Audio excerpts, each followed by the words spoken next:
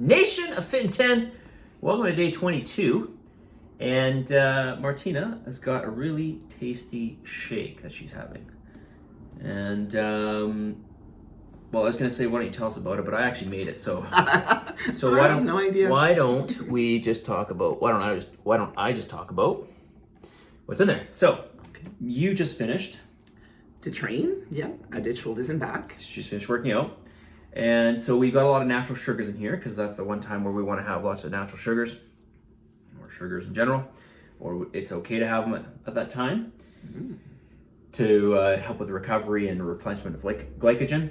But what we've got in here is we've got frozen pineapple, we've got banana, Greek yogurt, I did a mix of chocolate beef and vanilla whey protein powder just to give it a little more flavor, as well as honey in there. And Martina, how's it taste? Pretty good? Pretty good. Mm-hmm. So you can make really good, tasty, in this case, sweet meals, if you want to call this a meal, or a snack, however you want to label it. It's delicious. And it's supportive of your goals, of course, right? Okay, today we're going to talk about psychology of dieting, psychology of self-sabotage, and how to deal with it, or how to better deal with it. So let's get into it. I'm going to read a paragraph that somebody wrote me, so bear with me here as I read this out. Here we go. Stress. With added stress, I find the worse I feel, the worse I take care of myself, short of willing myself to be better.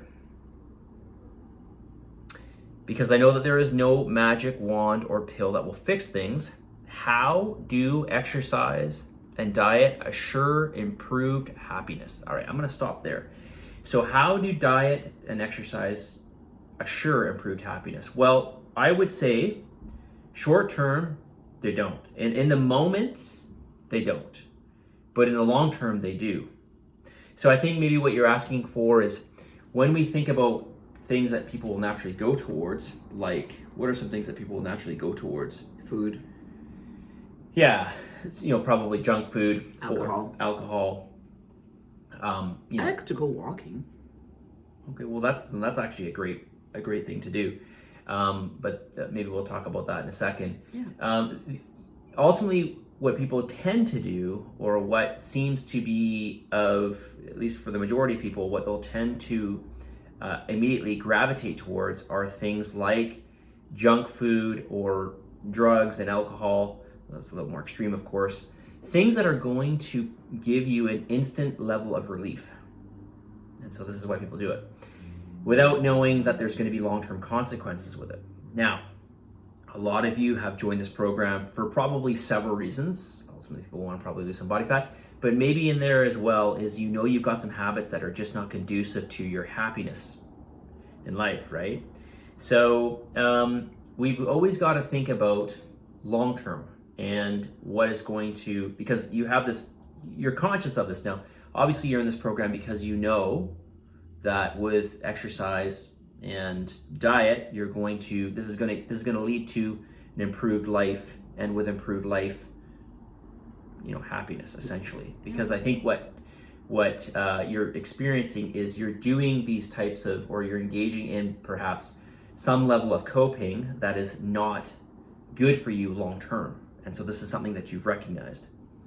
So we've got to think about doing the things that are going to help us long term, to make us better.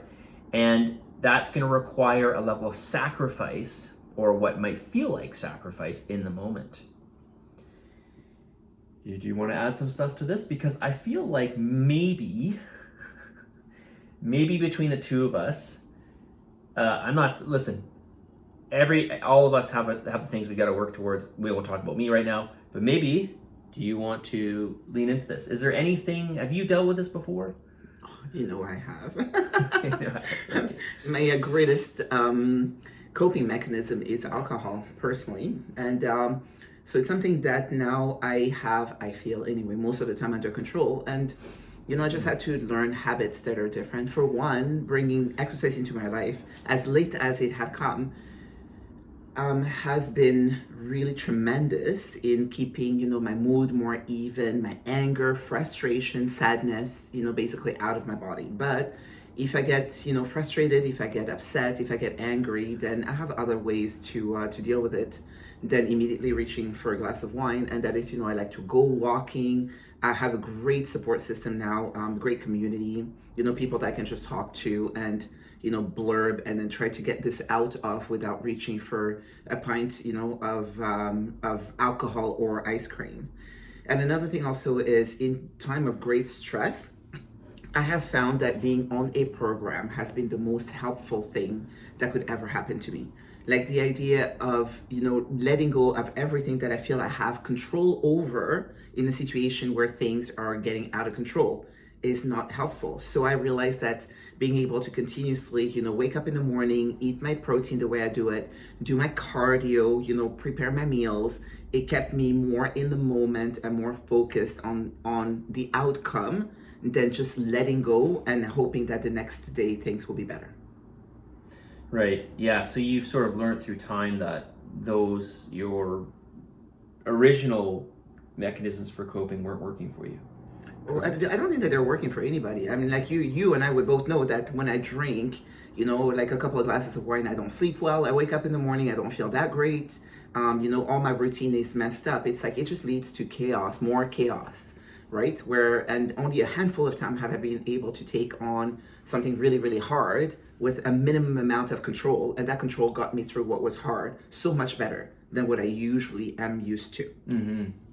Okay, with all that said, let's continue to read this because there's more to this question. So, what is psychologically happening to people in general that causes the negative cycle of bad eating? Particularly, I have poor coping, that leads to binge eating and drinking or spiraling into having gummy bears and cheesies as dinner instead of actual food when I know these things are not good for me.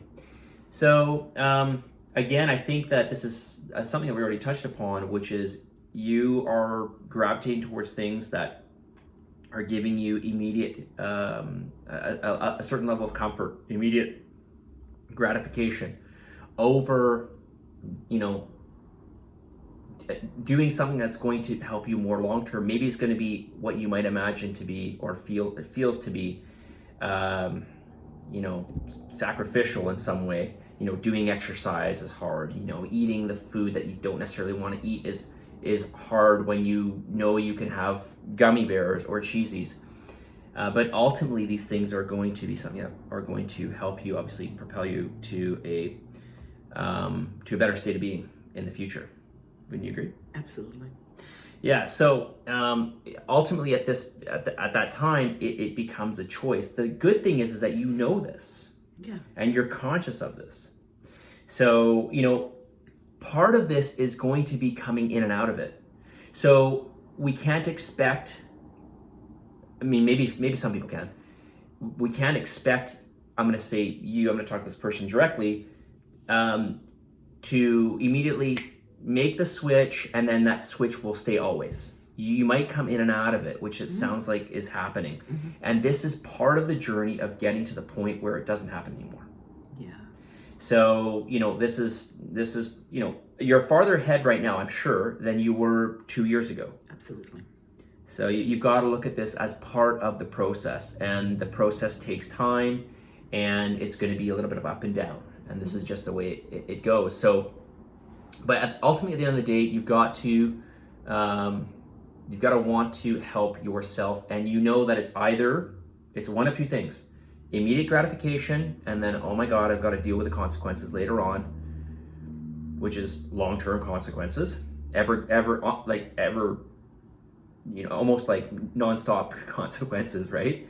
Until you start to change your lifestyle, or short-term sacrifice and better long-term in terms of, your quality of life, your state of mind, how you feel, etc.